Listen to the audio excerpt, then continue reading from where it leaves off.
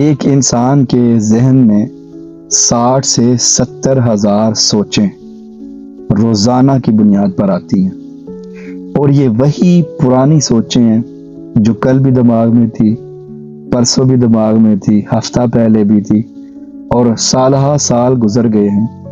اور ہم انہی سوچوں کے ساتھ جی رہے ہیں۔ اب آپ مجھے بتائیں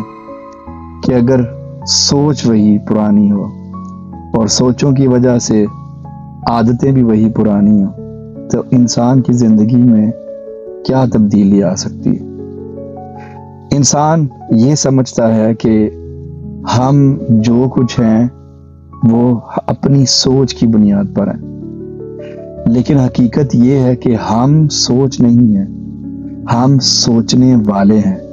سوچ کوئی اور چیز ہے اور سوچنے والا ایک الگ انسان ہے۔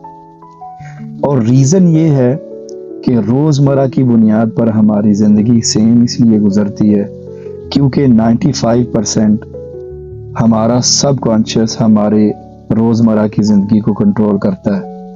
اور ہم ان سوچوں کے بارے میں اویئر نہیں ہیں، ہم ان سوچوں کو سوچتے نہیں ہیں کہ ہمارے دماغ میں اس وقت کیا چل رہا ہے،